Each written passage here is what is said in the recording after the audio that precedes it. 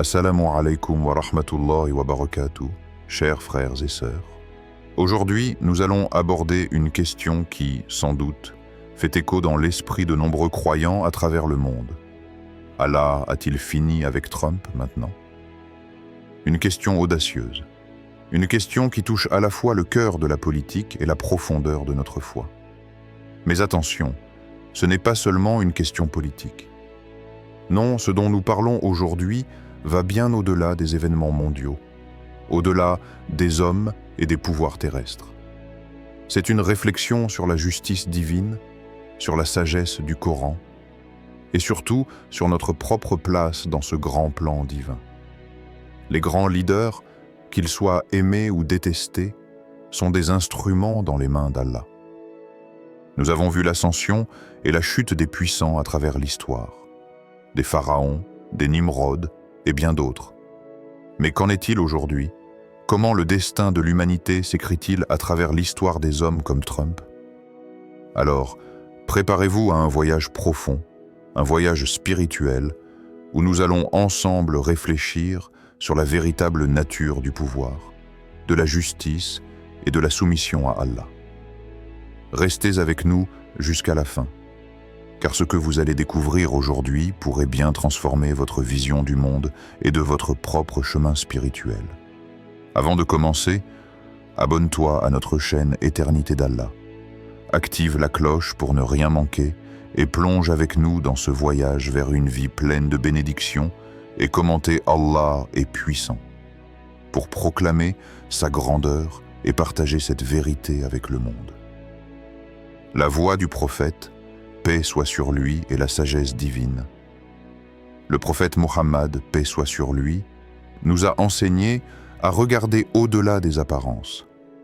Il a dit « Ne regardez pas à l'apparence physique de l'homme, mais à la profondeur de son cœur et à la pureté de ses intentions. » Cette parole résonne comme un appel à la véritable vision, à une perception plus profonde et plus juste de la réalité.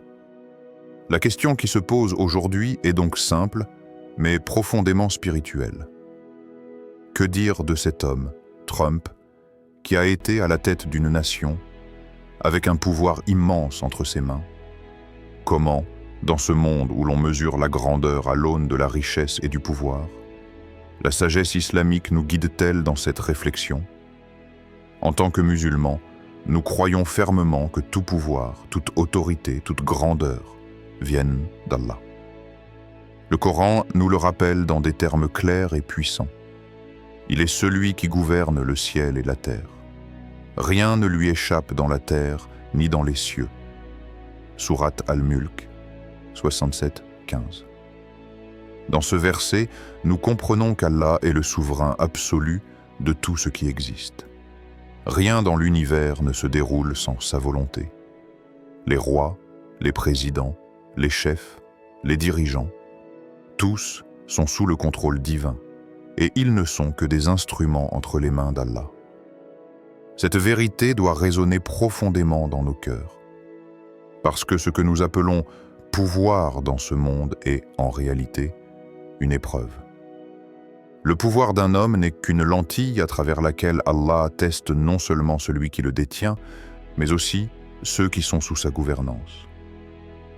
Les puissants de ce monde, aussi influents soient-ils, ne sont rien d'autre que des témoins de la sagesse divine. Leur ascension et leur chute, leur gloire et leur déclin, tout cela s'inscrit dans le grand plan d'Allah. Pensez aux rois et aux tyrans de l'histoire, Pharaon, Nimrod, Haman.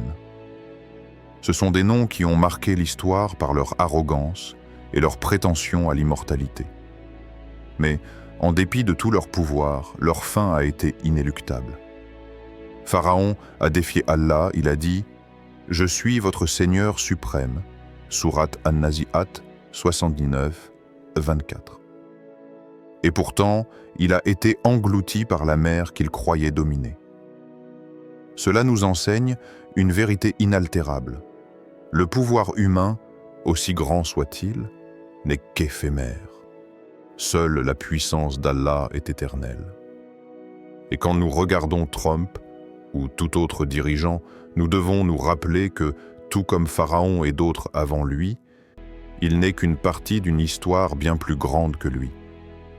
La vie de ces hommes n'est pas un simple récit de pouvoir et de succès, mais une série de tests que nous, en tant que croyants, devons interpréter à la lumière de la sagesse d'Allah. Car Allah dit « Les cieux et la terre appartiennent à Allah. Il donne le pouvoir à qui il veut et retire ce pouvoir à qui il veut. Il est le Tout-Puissant, le Très-Sage. » Sourate Al-Imran 3.26. Le pouvoir, alors, est un test pour l'homme. Un test de son humilité, un test de sa foi, un test de sa capacité à se soumettre à la volonté divine. Nous devons nous interroger. Que fait le dirigeant avec le pouvoir qu'Allah lui accorde? Comment utilise-t-il l'influence qu'il a? Et dans la sphère de ce pouvoir, est-il animé par un désir sincère de justice et de bien pour l'humanité, ou par la quête insatiable d'ego et de domination? En islam, la véritable grandeur est celle de l'humilité devant Allah. Le prophète Mohammed, paix soit sur lui, a montré à l'humanité que la grandeur spirituelle ne réside pas dans le pouvoir terrestre, mais dans la soumission totale à la volonté de Dieu. Il a dit « Le plus honorable parmi vous aux yeux d'Allah est celui qui le craint le plus. » Sourate Al-Hujurat 49-13. Les puissants, que ce soit Trump ou tout autre dirigeant, ne sont que des serviteurs dans le vaste plan divin. Ils sont, comme nous tous, des créatures passagères sous l'autorité d'Allah. L'humilité et la soumission à la volonté divine sont les seules qualités qui restent après la disparition des époques et des royaumes. Dans ce monde éphémère, seul Allah demeure, et c'est lui qui contrôle le cours de l'histoire. Ainsi, tout pouvoir que nous observons, que nous admirons ou que nous critiquons n'est qu'une manifestation de la volonté divine, une épreuve pour chacun de nous. La fin d'un cycle? Mais revenons à Trump. Nombreux sont ceux qui se demandent « Allah a-t-il fini avec lui maintenant ?» La vérité, mes chers frères et sœurs, est que les signes de la fin d'un cycle sont souvent subtils. Ils ne se manifestent pas toujours dans des éclats spectaculaires, mais ils sont là, invisibles aux yeux de beaucoup, mais évidents pour ceux qui ont appris à lire les signes d'Allah. Regardez l'histoire, regardez les puissants qui se sont levés dans le passé, des hommes qui se croyaient inébranlables, invincibles, des hommes comme Pharaon, Nimrod, Haman, des figures qui ont défié Allah, pensant qu'ils étaient au sommet de la pyramide du pouvoir. Mais qu'est-il advenu de ces hommes? Ils ont tous été écrasés par la justice divine. Pharaon, avec son immense empire, ses armées, sa prétention à être un dieu sur terre, a été englouti par la mer qu'il pensait dominer. Nimrod, avec sa tyrannie, se croyant supérieur à Allah, a vu son règne s'effondrer. Haman, le vizir de Pharaon, arrogant et puissant, a eu un destin similaire. L'histoire est remplie de ces récits, des hommes qui se sont levés avec arrogance, pensant que leur pouvoir était éternel. Mais la vérité est que tout pouvoir, aussi grand soit-il, a une fin. Et cette fin, mes amis, n'est pas le fruit du hasard, mais la manifestation de la justice divine. Allah nous dit dans le Coran, ne crois pas que ceux qui ne croient ne sont pas observés. Ils sont sous le regard de notre Seigneur, et tout ce qu'ils font est enregistré. Sourate Al-Mujadila 58.6. Chaque mouvement, chaque parole, chaque action de ces hommes de pouvoir est observée, enregistrée dans les livres d'Allah. Et rien ne se passe sans sa volonté. C'est une vérité qui doit nous rappeler que ce que nous voyons dans le monde, les événements qui se déroulent sous nos yeux, ne sont que des facettes de l'immense plan divin. Les cycles du pouvoir, les ascensions et chutes des grands hommes de ce monde ne sont pas le fruit du hasard. Allah, dans sa sagesse infinie, orchestre ces cycles. Un cycle commence, puis se termine, et un autre commence à son tour. Mais ce qui est crucial c'est de comprendre que ces cycles sont bien plus grands que nous, bien plus grands que le destin d'un homme seul. Ils font partie d'un grand dessein, celui de la justice divine qui s'étend au-delà de nos perceptions limitées. Alors, est-ce la fin d'un cycle pour Trump? Ou est-ce simplement un autre tournant dans le grand plan d'Allah? Regardons les signes, mes amis. Regardons ce qui se passe autour de nous. Regardez l'état du monde, les luttes des peuples, les décisions des dirigeants, les changements politiques, sociaux, économiques. Tout cela fait partie de ce grand cycle. Les hommes peuvent penser qu'ils contrôlent leur destin, mais ils ne sont que des instruments dans un jeu bien plus vaste. Le prophète Muhammad, paix soit sur lui, nous a averti que chaque règne est éphémère. Tout comme les saisons passent et se succèdent, les cycles de pouvoir sur cette terre ne sont que des moments temporaires dans le grand plan d'Allah. Ce que nous devons comprendre, c'est que l'histoire de Trump, tout comme celle de tout autre dirigeant, s'inscrit dans un cycle plus vaste que nous ne pouvons appréhender dans son entièreté. Le Coran nous rappelle également: nous avons fait de vous des nations et des tribus afin que vous vous connaissiez. Sourate Al-Hujurat 49-13. Dans cette diversité des peuples et des nations, Allah place les tests et les leçons. Peut-être que le cycle de Trump s'achève, peut-être qu'un nouveau cycle commence, mais l'essentiel est de comprendre que tout cela est régi par la sagesse infinie d'Allah, et que les leçons qu'il nous enseigne doivent guider nos vies spirituelles. La sagesse du Coran et de la parole prophétique. Le prophète Muhammad, paix soit sur lui, nous a mis en garde, à travers ses paroles et ses actions, contre l'orgueil et l'arrogance des puissants. Il a dit: « Le plus grand parmi vous est celui qui sert les autres. » Une parole simple, mais d'une profondeur immense. Cette sagesse résonne à travers les âges. Car quand l'arrogance d'un leader atteint des sommets, il faut se rappeler que, dans les yeux d'Allah, toute grandeur est une épreuve. Cette épreuve n'est pas mesurée par le nombre de sujets ou de biens, mais par la capacité à servir humblement et à gouverner avec justice. L'humilité, en effet, est le chemin vers la réussite éternelle, tandis que l'orgueil est un piège qui nous mène à notre chute. Allah nous rappelle dans le Coran: « N'as-tu pas vu comment ton Seigneur a agi avec Pharaon, qui était le plus fort des tyrans ?» Sourate Al-Fajr 89-10. Pharaon, le plus puissant des hommes, celui qui se croyait au sommet de la hiérarchie divine sur terre, s'est retrouvé abattu par la volonté d'Allah. Sa grandeur n'a pas été préservée. Et cela n'a pas été le seul exemple. Nous avons vu d'autres puissants, tout au long de l'histoire, qui, dans leur orgueil, ont défié la justice divine, mais qui ont fini par tomber dans l'oubli. Le destin de ceux qui abusent de leur pouvoir est inévitable. Ils finissent par être écrasés par leur propre arrogance. Ils peuvent régner pendant un temps, mais le temps et la justice divine ne leur font pas de concessions. Le prophète Muhammad, paix soit sur lui, a dit dans une autre parole: « Allah n'aime pas les arrogants. » L'orgueil, l'arrogance sont des attributs qui détournent le cœur du véritable chemin. Et la récompense qui attend ceux qui persévèrent dans l'humilité et la servitude envers Allah est bien plus grande que toutes les richesses ou pouvoirs terrestres. Ceux qui sont arrogants sur terre, sans droit, ne sont que des illusions. Leur puissance, leur trésor, leur palais, tout cela disparaîtra. Mais la récompense d'Allah pour les humbles, pour ceux qui se soumettent à sa volonté, sera éternelle. Sourate Al-Qasas 28-83. Ce message est clair. La grandeur aux yeux d'Allah ne réside pas dans l'apparence, dans le statut social, ni dans l'accumulation de biens. Elle réside dans l'humilité, la justice et le service sincère aux autres. Le prophète Muhammad, paix soit sur lui, n'a jamais cherché à se faire servir ou à imposer sa volonté.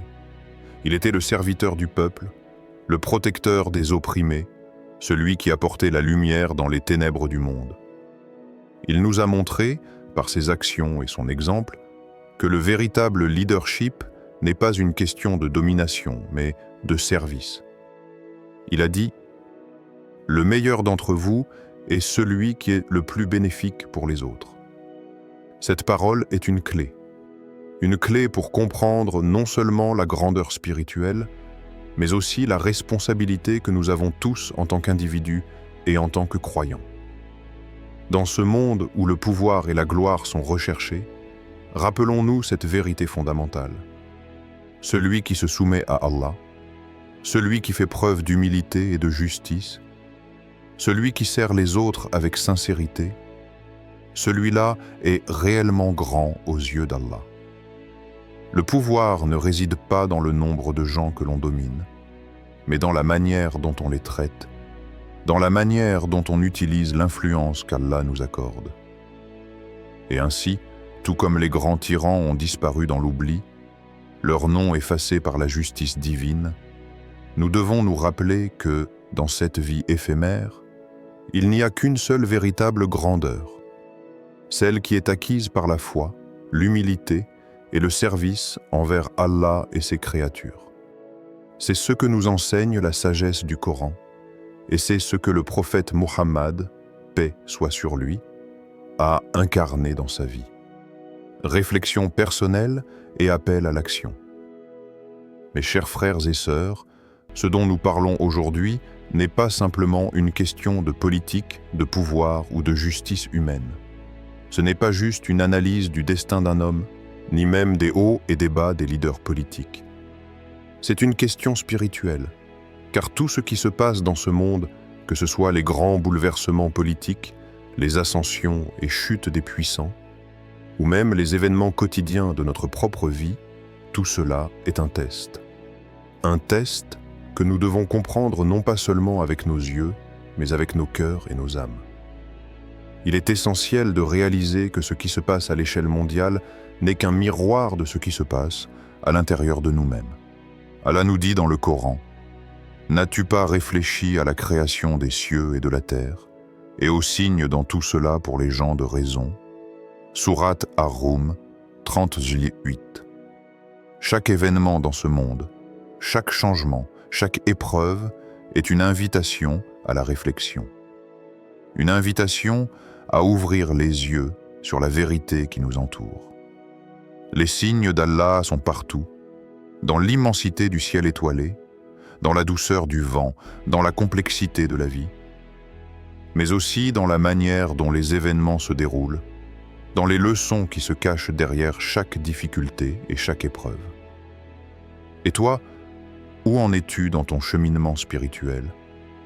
As-tu pris le temps de t'arrêter et de réfléchir à ta place dans ce monde? As-tu conscience de la fragilité de ton existence, de ta vie éphémère dans ce vaste univers? Nous sommes tous de passage ici, mes chers frères et sœurs, et ce que nous faisons de notre temps, de nos actions, de nos choix, est ce qui façonne notre destin éternel. Alors, ne laissons pas les événements mondiaux, aussi marquants soient-ils, nous distraire de ce qui est vraiment essentiel, notre relation avec Allah. Nous devons nous rappeler que tout ce qui arrive dans ce monde est une épreuve, un test qui nous est donné pour renforcer notre foi et purifier notre cœur.